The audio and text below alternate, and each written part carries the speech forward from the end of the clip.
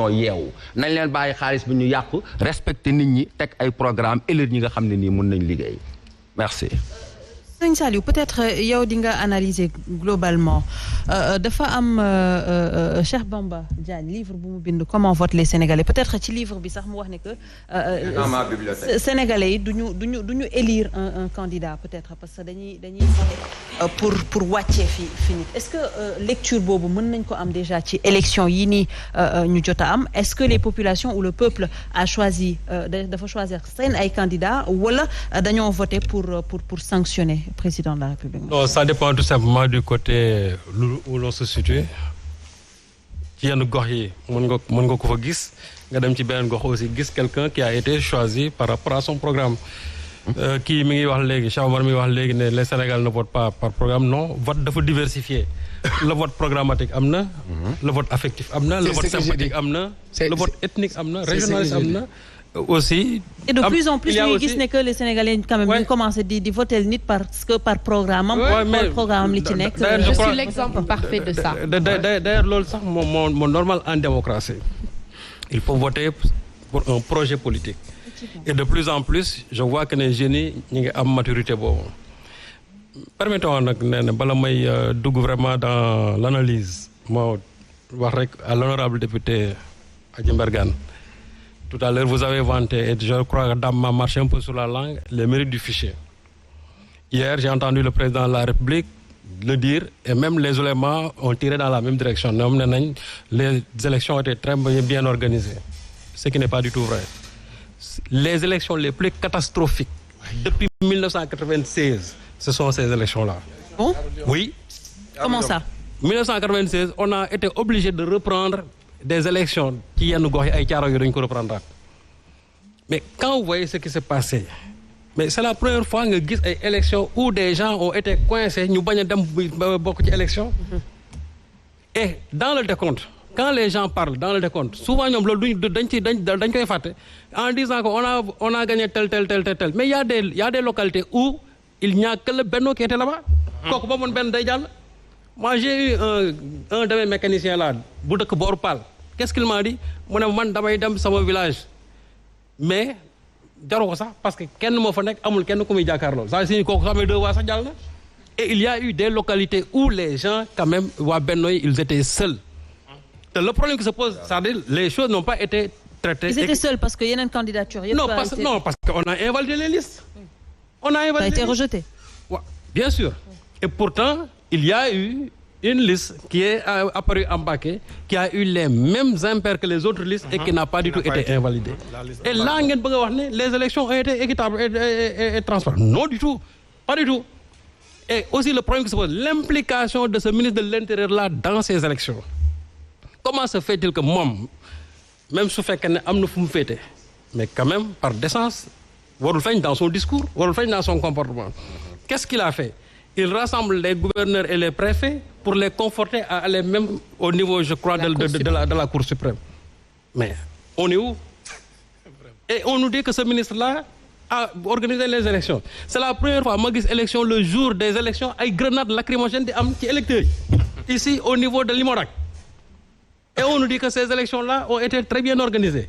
Des élections où on prend les bulletins d'un candidat, et on nous dit que ces élections-là ont été bien organisées. Mais quand même, il faut quand même qu'on respecte les gens. Et puis, Dame l'a dit, tout le processus électoral, qu'est-ce qu'on n'a pas fait pour définir électeurs pour nous inscrire? Certificat de domicile, passeport diplomatique sax moo ko muñoon gën a yomb pour nga am sax certificat de domicile. da ngay dem ñu ne la doo ko am da ngay certificat de résidence moom waxatuñ ko. retirer sa carte ñu bañ. yenn maire yi moom dañu mujj sax ñoo mujj jël ne léegi certificat de résidence kenn dootu ko joxe ñoom ñoo koy joxe.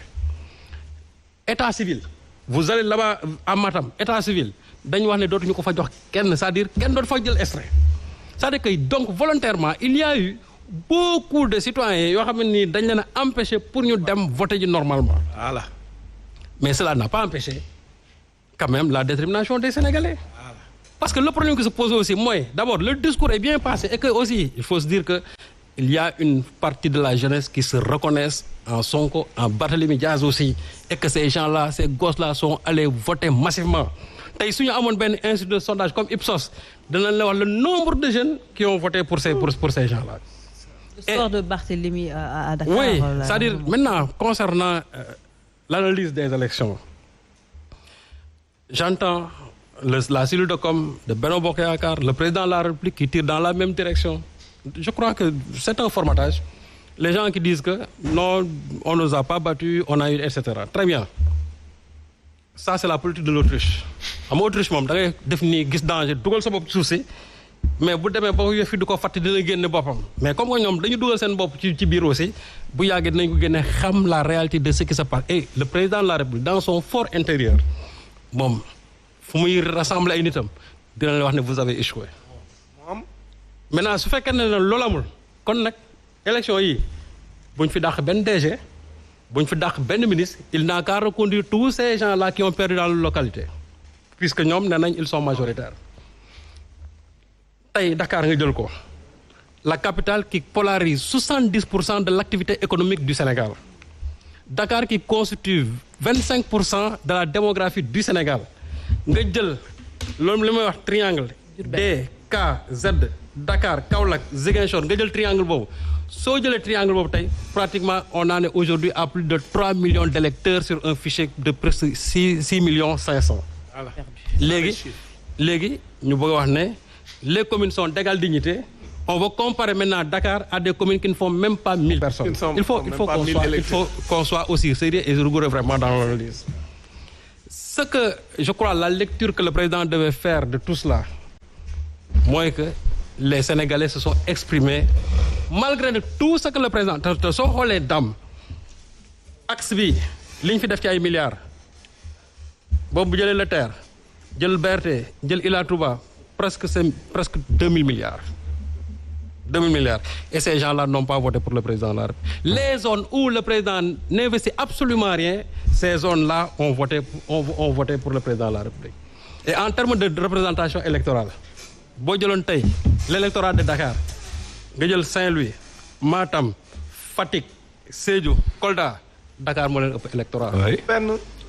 Donc je crois qu'il ne faut pas qu'on se trompe sur le fétichisme des chiffres parce que baaxul.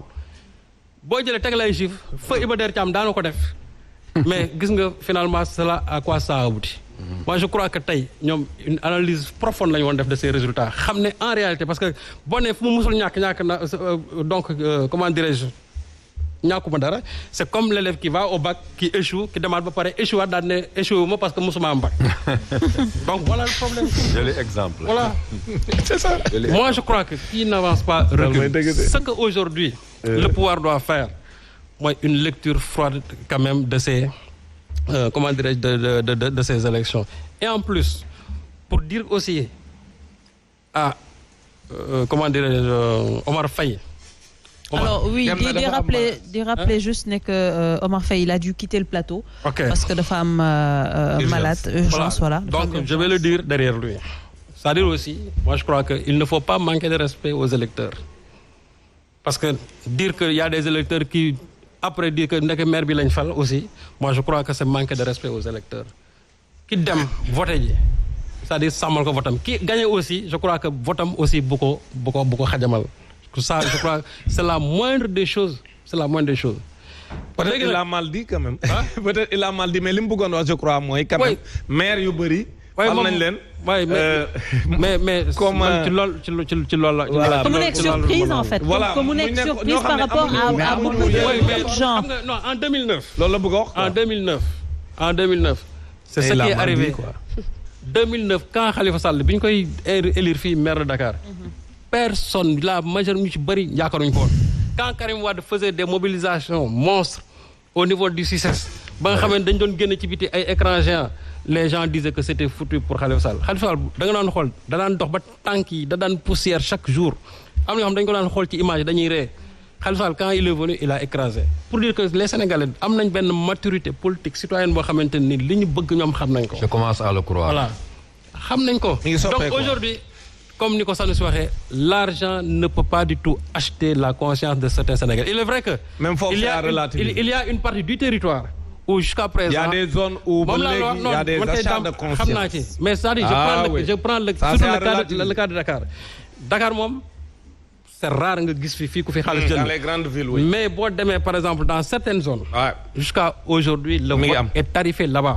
Ouais. Il y a des gens qui pensent que ñoom carte d'électeur bi pour ñoom nga jox leen 2000 sax ak carte d'électeur c'est-à-dire ça ne rime à rien parce que aussi peut-être le travail que les hommes politiques yi ñu waroon def foofu ba léegi defaguñ ko fa et je crois que yéen vous les politiciens là am ngeen ci responsabilité parce que aussi il faut que ñi nekk Dakar ni ñu xamee la valeur d'un vote ñu nekk aussi dans les zones reculées aussi noonu la ñu war a xamee la valeur d'un vote ba jour ba kuy ñëw aussi di voter ji di nga xam ne en réalité que ne 2000 même 10 000 1 million mënul remplacer par exemple l'acte citoyen de voter et je crois que ça il vous revient à vous maintenant de le faire. Alors Dame, est-ce qu'on peut douter tey